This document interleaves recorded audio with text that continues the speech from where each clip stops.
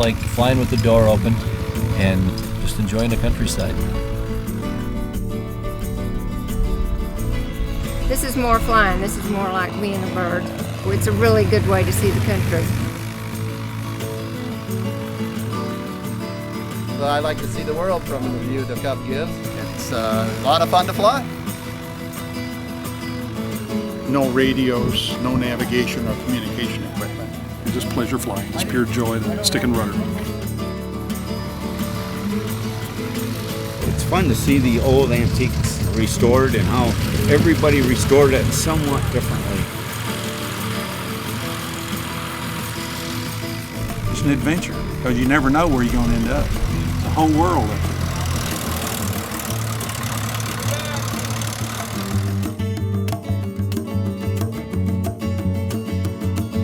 My name is Steve Krogh, based out of Hartford, Wisconsin.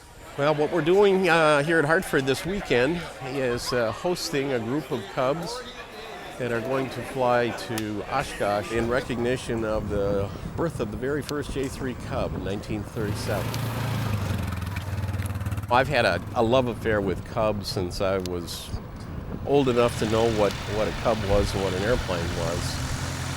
And that love affair with Cubs has stuck with me for my entire life, and it's just as much of a love affair today as it was when I was 6 or 7.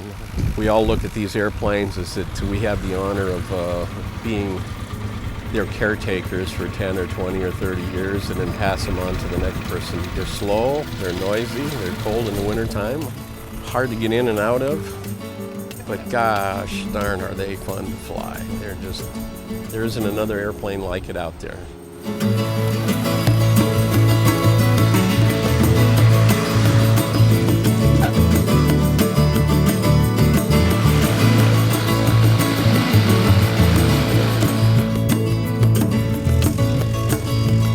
Today's exciting. I'm expecting 200. We had a Friday arrival, Saturday arrival, and then Sunday is the mass launch of all the aircraft. I am the head organizer for the fly-in portion for the weekend. 4 years ago, I didn't know these airplanes existed, and now I'm a technical advisor for these airplanes. I think that also goes to show how quickly it is easy to learn and get involved in it and be a part of this community. I mean, I've been welcomed with open arms. To me, it's the only aircraft. I don't know why you would fly anything else.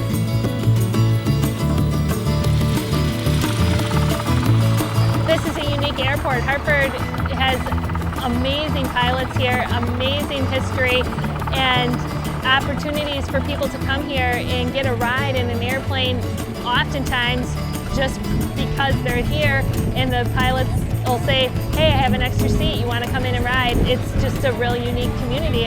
Oftentimes pilots come from all over the country here and they can't believe all the things we're doing here in Hartford. We have unbelievable staff here, we have unbelievable volunteers, we have people with so much experience. Many people say they've never seen a place like this. And at 7 p.m. the band will start in this hangar as well. So 7 to 3. We have a pig roast awards dinner, there's a raffle. It's just going to be a really exciting and fun-filled day for pilots. Eat fish and pigs.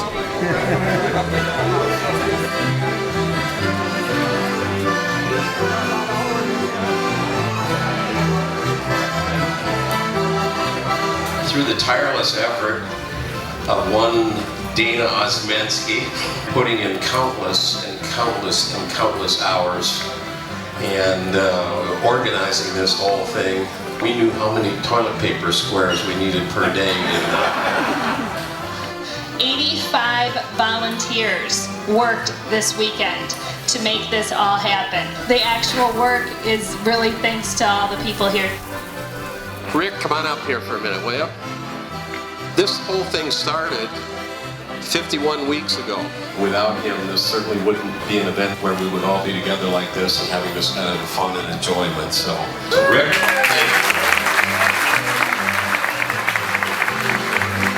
take it easy, have a good time. Thank you all. Yes, excellent, excellent.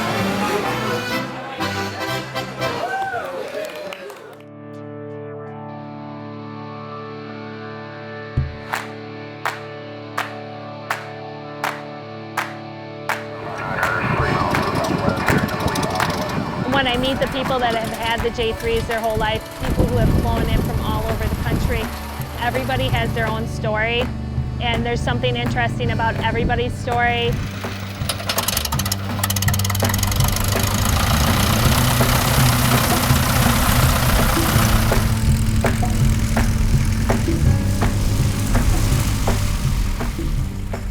I'm Rusty. This is my little brother Les. He's the pilot. I'm the co-pilot or the flight attendant. Flight attendant? Yeah, that'll work. But usually when I go flying, it's me and the dog.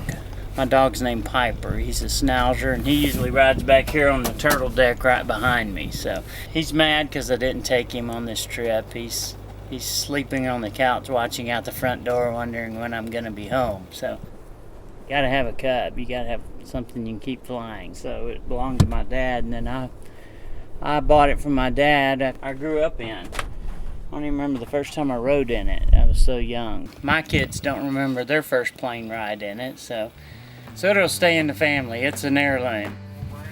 Yeah. So it'd be great to go flying this morning, so. You know where you're going? We're excited about the Cub migration going up there. That's going to be more fun than anything. We go every year.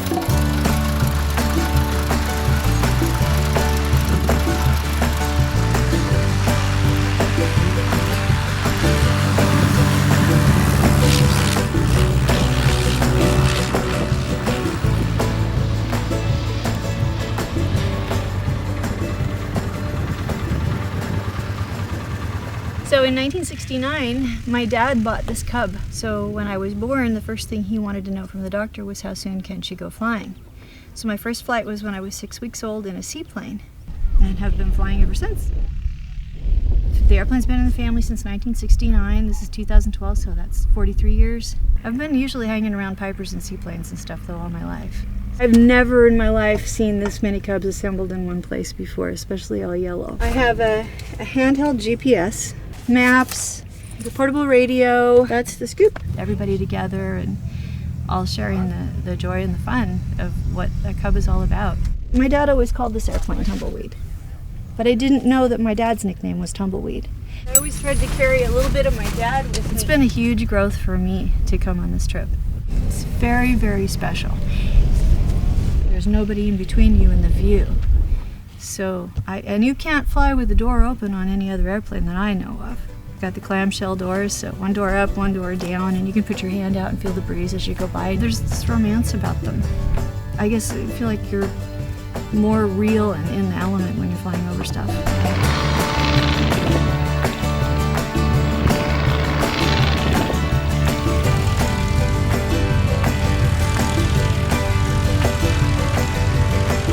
Long ago and far away, I used to work for PIPER Aircraft up in Lock Haven, Pennsylvania, where Cubs were made. And I had an opportunity to fly no radio, no nothing, Super Cub from Lock Haven, Pennsylvania to El Paso. It's 19 hours of flying. And that was one of the most fun trips I've ever had. I was looking for a Cub, saw the L4, and said, oh, that's it. You've got to have that, like that little extra edge to it.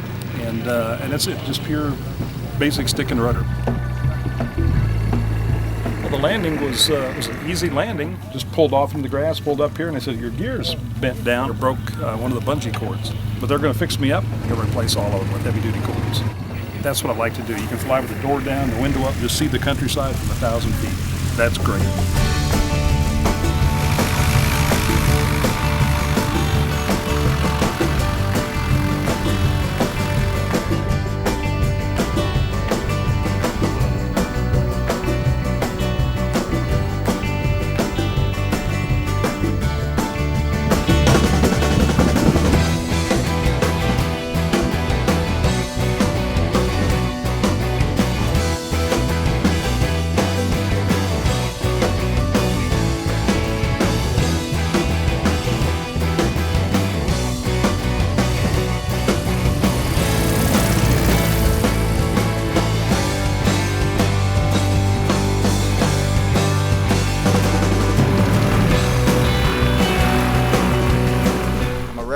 And I like to take pictures of trains from the Cub. It's been in my family probably since the early 80s. been part of the family for so long, and been something I instructed in earlier on. And I grew up around the plane with my grandpa and dad, so. You come back to the earth when you come back to the Cub. I worked for United Airlines for 38 years and got about 26,000 hours of flying, and this is where the fun is. Yeah. PIPER Cub.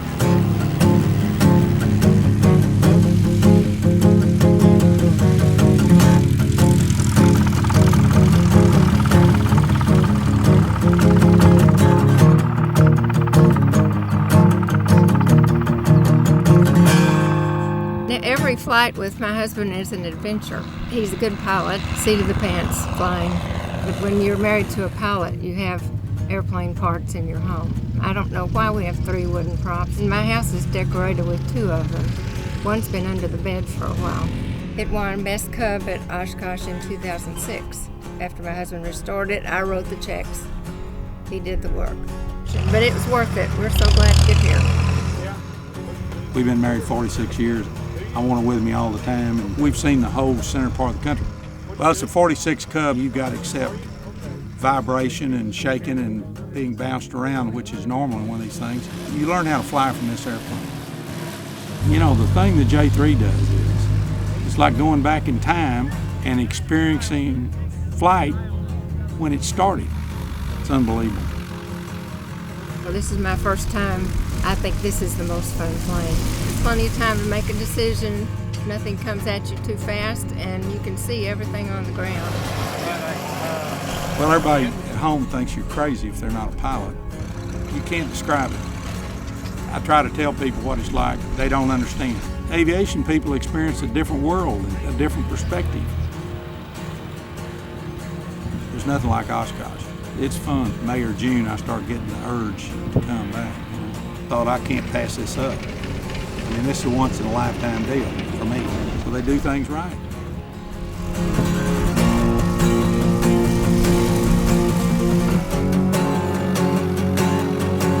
We've owned our Cub since 1979. I got my license when I was 18 years old. With my father and I right away were pretty close, and so we were always called each other a partner.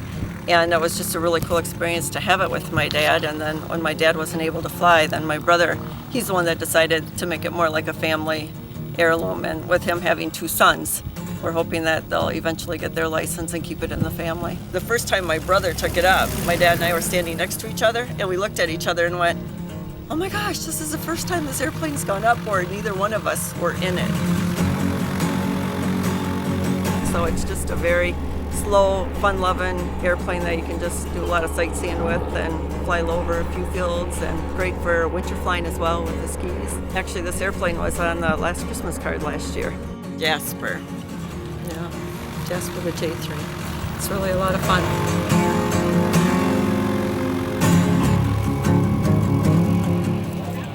The airplane has been in our family for 30 years. It's a 46, 65 horse Continental, original. Belonged to my uncle. He bought it to teach me how to fly. Well, he's now 90, so he doesn't fly it anymore, but he gave it to my wife and I about 9 years ago. There's nothing like a J-3 Cub.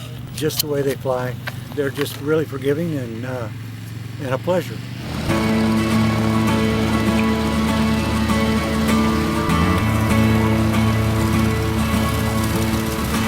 I bought my Cub in 1971 as a kid in high school. Of course, I was saving up for a car. I wanted a Trans Am. Every kid wanted a Trans Am in high school. Dads have sage advice for you. He says, I don't know, some friends of mine that have a Cub for sale, and that would be a lot better investment than a car. Of course, you listen to Dad. Yeah, okay, so I bought a Cub. Bought it, I took it to college with me, and my girlfriend at the time, who became my wife, learned to fly in it. So it's been in the family, I say, uninterrupted since I was 71, 72, and I've been flying it ever since. If your kids are into flying and they're wise enough to understand the appreciation and the value of a Cub, they realize that you're passing on something just as valuable as anything else that you could, if not more so. It's the only investment I've ever had that has made me money. Why would you ever get rid of a Cub? Fun to fly, they're just part of the family. All the principles of flight are taught right in this airplane. And there's nothing that you can't learn in this airplane that doesn't translate to flying a jet airline. That's really kind of neat. There really isn't any better trainer than a Cub. It's not the fastest thing in the world. In fact, it's one of the slowest airplanes around. Just plain pure flying. You get in it, there's no distractions, there's no radios to mess with, no fancy instrumentation. It's just flying an airplane. And I think that's the charm of it.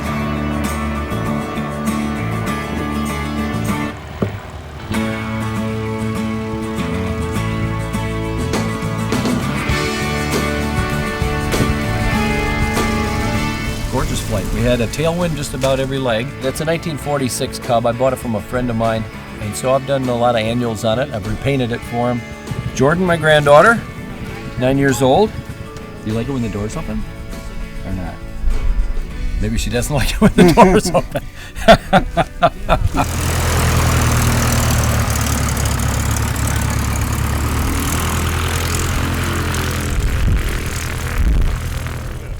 My name is Harry Mutter. I'm a historian at the PIPER Aviation Museum in Lock Haven, Pennsylvania, where all the Cubs were built. In 1938, Mr. Piper experimented with the Lenape engine. He was always looking for new power for the aircraft. So Mr. Piper had a number of those Cubs built with the Lenape engine. The airplane in the background is a Lenape engine-powered J-3 Cub. This is a J-3 Cub with a 3-cylinder radial engine. So I was the lead in putting the airplane together. Make sure all the pieces got put together right, all the pins. And as you can see, we put this one together, brought it to show so that everybody could see it fly, instead of a lot of these museums where the airplanes never fly again.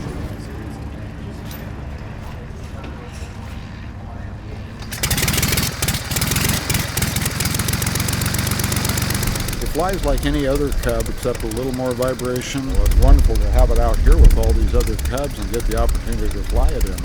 It has every bit as much power. I'm not sure about speed, but I'll know more about that after we take it to Oshkosh tomorrow. I like flying many different airplanes. I'm kind of an airplane junkie, trying to fly different types, different models. And I just got to go fly this Lenape Papoose powered J-3 Cub. And this was a treat for me. This airplane belongs to the Western Antique Airplane Museum in Hood River, Oregon. And this was like flying a Piper Cub with a Kenner minus 2 cylinders. You got all the nice shake, you get the smoke in the cockpit, you get to smell the grease, see the oil hitting the windshield. And it was just a kick to fly with a Lenape Papoose. There's so few of them, and it's such a neat combination. It's just a kick.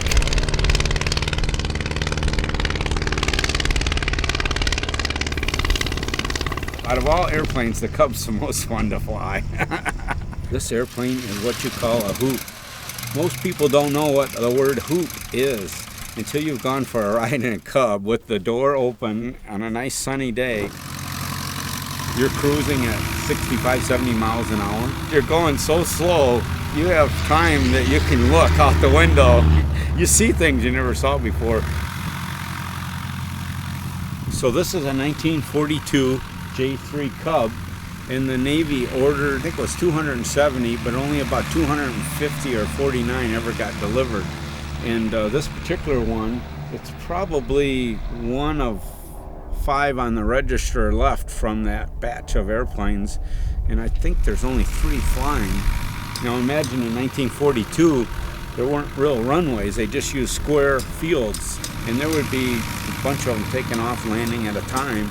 And one of the comments made that it looked like a field of grasshoppers out there because they're all bouncing them in, and it kind of got a nickname, grasshopper, from the training days of training young cadets. A couple left, and not many people know what anyone is. It's been a hoot. Took me 2.5 years to restore it. The Cub Club is based here at Hartford, and they're great help. No matter what you need or want, they'll find ways to pull resources together and keep people connected to keep these antiques flying. You're going to see the same plane dressed up differently. That's exciting. I mean, to see this many yellow airplanes is pretty cool. And I will be going to Oshkosh, and it'll be fun. It'll be a hoot to see a field full of yellow airplanes. It'll be kind of cool.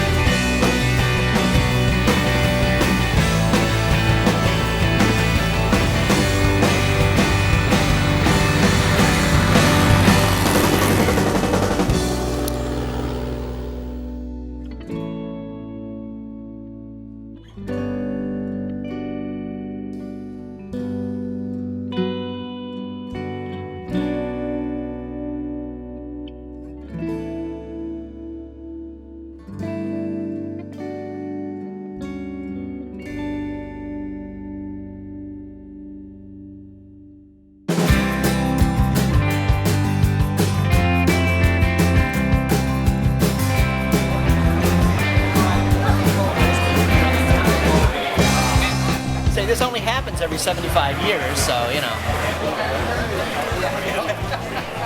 All is well. Winds are calm both at this end and at Oshkosh, and all should be good. Keep an eye out for all the fun and games here in 20 minutes.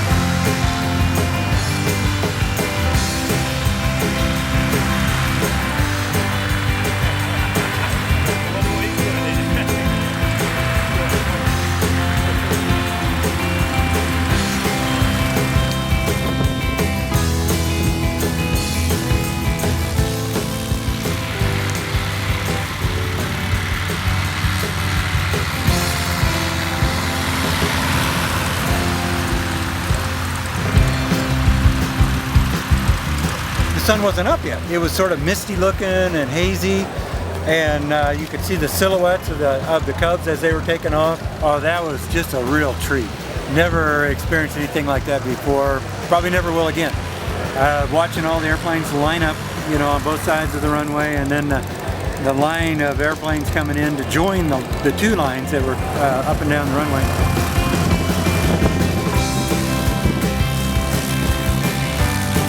It was just like kind of one of those World War II movies, you know, where air raid siren goes off and all the pilots jump up and run for their planes.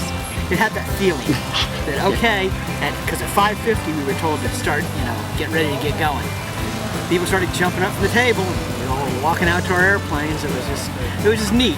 Everybody was out there, we all got in position. Steve was out there with paddles, orange flags, and waved us off, and away we went.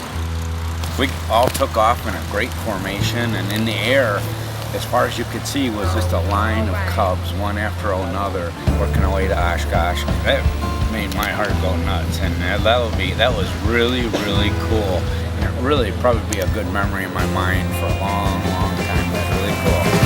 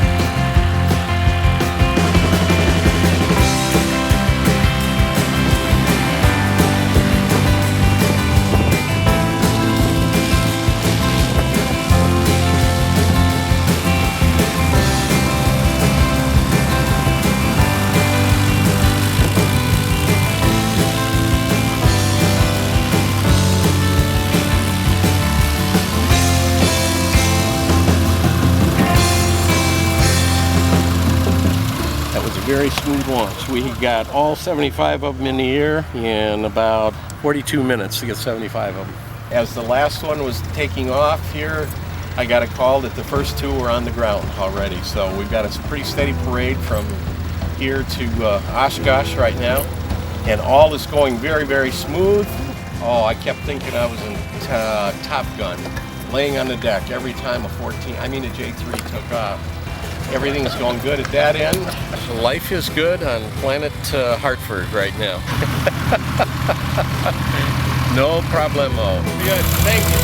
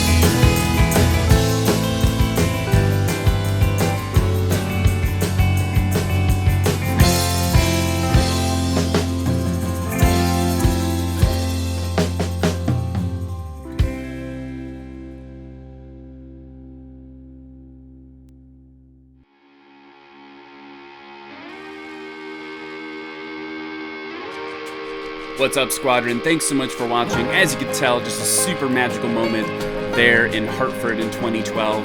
This film actually went on to be played at Oshkosh 2015 in the Skyscape Theater, which was also just a super cool moment for me. And I just wanted to share it with everyone this year, kind of dust it off. Spirit of Aviation Week and EA together this year. This was a moment where filming this, I learned the true magic of Oshkosh, and I just wanted to share that with everyone. So I hope you enjoyed it. I got a couple people I need to thank for helping me make this film. Bob Schweitzer, thank you so much with your help with camera work and some of the interviews there. And then Matt Prekop helped with the editing, did all the editing on the film, and it was amazing. And then last but not least, Josh Woodward threw the music in for this. JoshWoodward.com is where you can find more of his work.